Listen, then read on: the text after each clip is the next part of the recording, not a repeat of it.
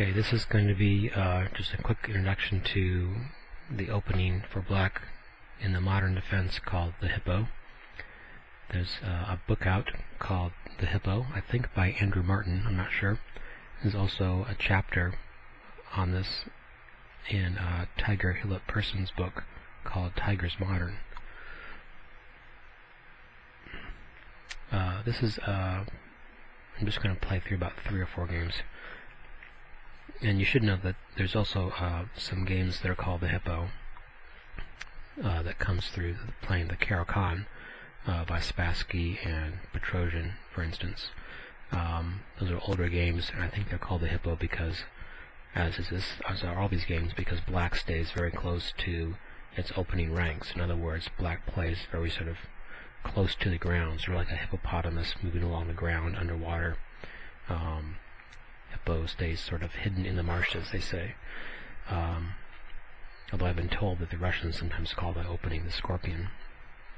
In any case, those older games are called the Hippo as sort of a description of what's going on in the action, meaning it's all happening within black's home turf, and black plays just within its first few ranks. The Hippo as an opening, however, usually refers to the modern. And this is a game by Gerard Welling, who plays a lot of unusual openings for black, versus Vormans in 1986. I don't have a location. So this is a classical opening by white against the modern, with A6 being played.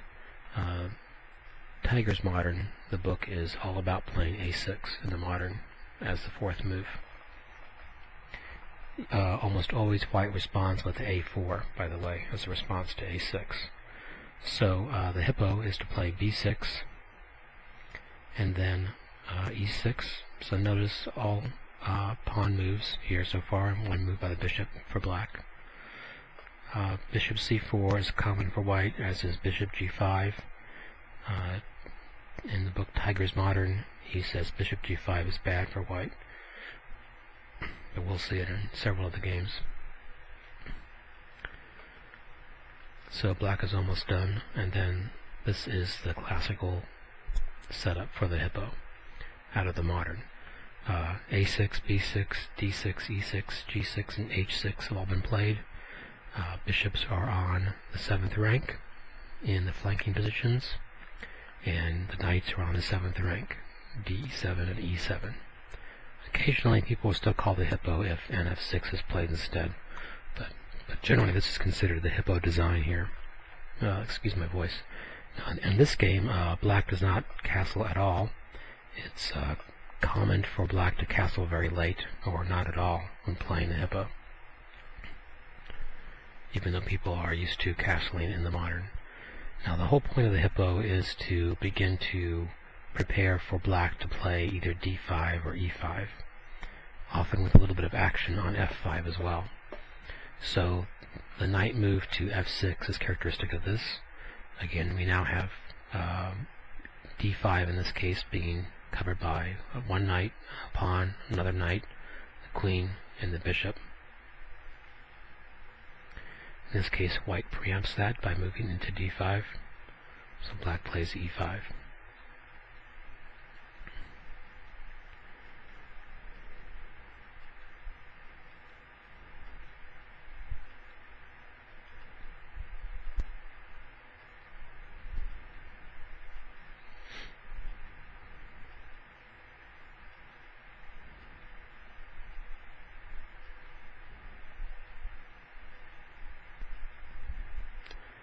And I won't go all the way through these games because I just wanted to focus on the opening parts. But if you played the Hippo, it'd be great to hear from you. So black here sacrifices his queen. Gerard Welling loves to play late dramatic, wild openings. He also plays the North Sea defense, which is a variation on the modern that's very strange and that I have a couple lectures on. And then here, white resigned. This might have been a blitz game for all I know, I'm not sure. So let me close a few databases here real quick, and look at a few games. So here is some games by a Russian player named Hippopotamus, who loves to play the Hippo as well. This game he plays against Mikhail Tal and loses, but he does hold on for 50 moves. This is in Leningrad in 1971. Like I said, Hippopotamus plays this opening quite often.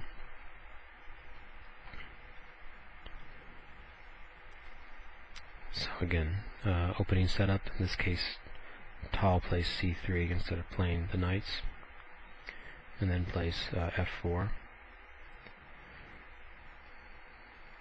So black plays a little bit different routes, so he's castled already without having played a6, b6, and bishop b7.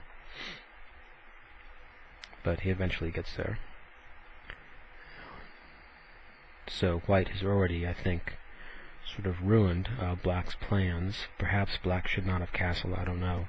But by doing so and pulling the queen and the knight over here, he no longer can play for d5 and e5. So he gets sort of bottled up. But like I said, he does hold on for quite a long time. And Hippopotamus is moderately rated Grandmaster level. I'm not sure if he has Grandmaster title. I think he's actually not a professional player, so to speak. He's sort of a part-time player who does extremely well. So this is in 71. We'll look at another game by him from 96 in a moment. So let's go do that now.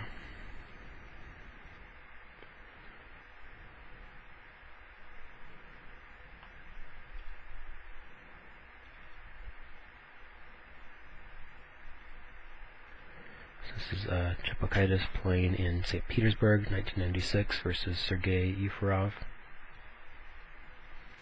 Yefremov plays a classical opening with both knights out, both pawns out. So here we saw the a6.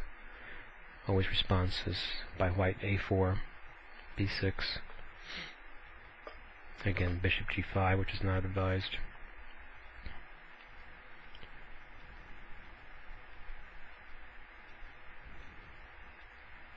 And in here, instead of playing for e5 or d5, black goes for f5.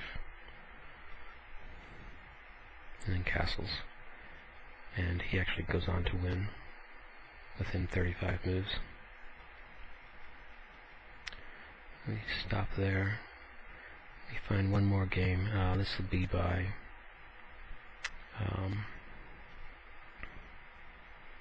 Joel Benjamin versus Alexander Ivanov at the U.S. Championship in Seattle in 2000. So again, classical setup, a6, a4, b6. So bishop c4 played, castle, and here white does what is advised in Tiger's book.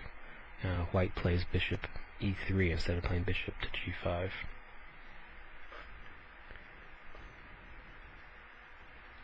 And black eventually castles. So here again, black has got a lot of focus on d5, although eventually I believe he plays for e5, and he moves this knight over to h5 to play for fighting over f4 actually.